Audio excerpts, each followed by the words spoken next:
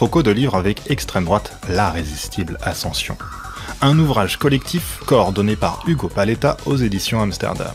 L'ouvrage s'efforce à travers les thématiques du poids électoral, social et médiatique de l'extrême droite de comprendre comment elle peut rencontrer aujourd'hui un tel succès. Comme le note la préface de Johan Chapoutot, tout cela se déroule dans un contexte de dévalorisation de tout ce qui se présente comme de gauche ou vaguement progressiste. La première partie revient sur la constitution d'un bloc électoral solide qui s'accommode d'un néolibéralisme autoritaire et raciste. Les premières interventions permettent de comprendre les dynamiques du vote RN chez les classes moyennes et populaires. La deuxième partie traite des combats anti-égalité de l'extrême droite, que ce soit à propos du genre ou de l'écologie par exemple. La troisième étudie entre autres, enfin les liens étroits tissés avec les élites économiques et les médias qui appartiennent à ces premières. Reste donc à entrevoir des stratégies de combat avec la postface de Clémence Guettet, qui rappelle donc que la lutte est nécessaire et possible. Petite roco de livre avec Ce sont d'autres gens de Jean-Christophe Godard aux éditions Wild Project. L'ouvrage inverse le regard occidental porté sur les mondes colonisés, en dénonçant la complicité coloniale des savoirs européens narcissiques dans l'entreprise de domination des peuples colonisés.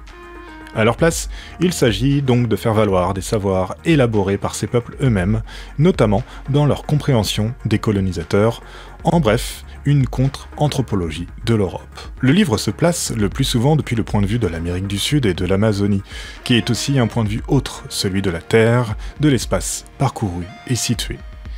Le propos est parfois dense, mais le changement de perspective mérite qu'on s'y attarde, en piochant ci et là un chapitre ou un autre. Petite roco de livre, avec Les frontières de l'identité nationale d'Abdelali Hadjat, paru initialement en 2012, et réédité dans une nouvelle version aux éditions Amsterdam avec une postface inédite. Sous-titré « L'injonction à l'assimilation en France métropolitaine et coloniale », le livre décrit minutieusement les processus qui mettent en place des barrières, à la fois juridiques, symboliques et physiques, pour placer d'un côté les nationaux dits assimilés et les autres. Le sociologue retrace pour ce faire l'histoire du mot « assimilation » depuis la Révolution française jusqu'à la colonisation. Après un historique sur le monde administratif de la naturalisation, on suit une enquête de terrain dans les préfectures avec ses règles officielles et les attitudes parfois ambivalentes des agents de naturalisation et de leur direction locale. C'est aussi la question de la religion musulmane qui est posée pour différencier l'étranger désirable et l'autre.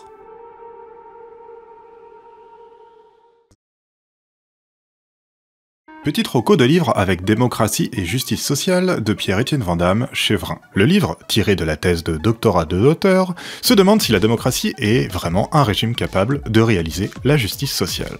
Si tel est bien le cas, c'est parce qu'une bonne démocratie est inclusive et égalitaire, qu'elle se corrige elle-même dans le temps, tout en étant fondée sur des principes et des droits fondamentaux qui doivent permettre d'éviter les abus de pouvoir. Contre l'épistocratie ou la technocratie, il s'agit de faire valoir le potentiel éducatif et émancipateur d'une démocratie qui corrigerait ses nombreux défauts actuels.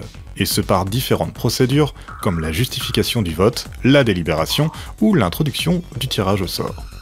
Le livre se veut au final à la fois une défense rationnelle et morale de la démocratie face aux menaces qui pèsent sur elle, à l'aide notamment d'un idéal d'impartialité.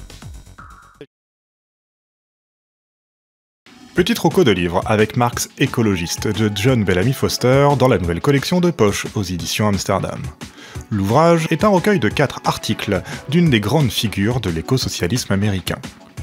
Alors il est assez courant de penser que Marx et Engels ont succombé au productivisme tout autant que le capitalisme, et que la pensée qui mène vers le communisme et l'abondance n'en a que faire de l'écologie et de l'environnement. Foster tord le cou à cette idée reçue en montrant en quoi Marx s'était toujours soucié d'étudier le capitalisme dans son lien avec la nature, que ce soit dans les manifestes du Parti communiste ou le Capital.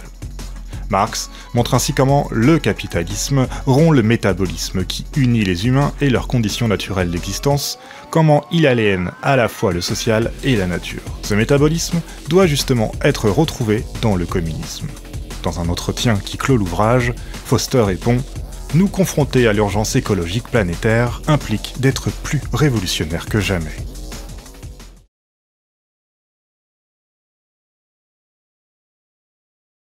Petite roco de livre avec L'écologie monde du capitalisme de Jason W. Moore, édité chez Amsterdam. On a déjà parlé de Moore sur la chaîne pour présenter le concept de capitalocène dont il est l'un des théoriciens. Cet ouvrage, à visée plutôt polémique, revient sur cette thèse qui fait du capitalisme l'origine de la crise écologique et dénonce la notion d'anthropocène comme brouillant les cartes et faisant disparaître les coupables.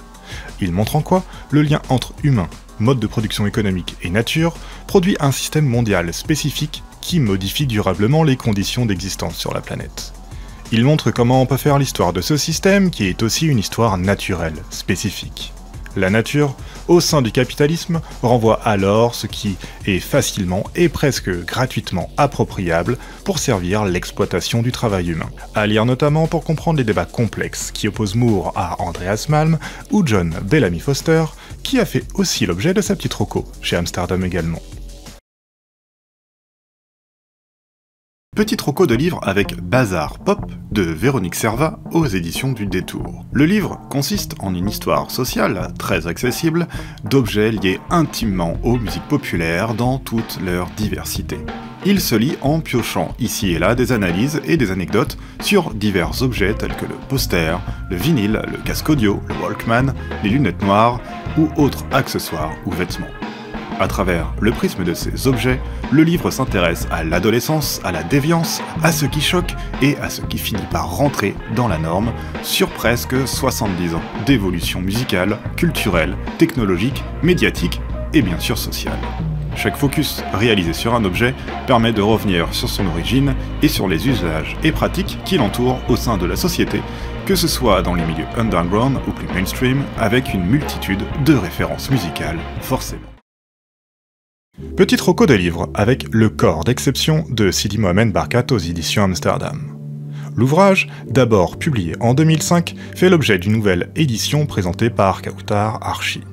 Il montre, à travers une enquête historique et juridique détaillée, comment l'État colonial a façonné des nationaux étrangers, des inclus exclus, des corps d'exception. C'est le cas des Algériens colonisés, des indigènes soumis à des lois spécifiques qu'on juge incapables mais menaçants depuis la colonisation des années 1830 jusqu'à aujourd'hui, en passant par le massacre du 17 octobre 1961. Ainsi donc, quand menaçants ils le sont trop, la répression peut s'abattre sans problème politique ou moral particulier, puisque le corps indigène est déjà un corps soumis à un régime d'exception, tout en étant aussi justement un corps qui cherche sa liberté.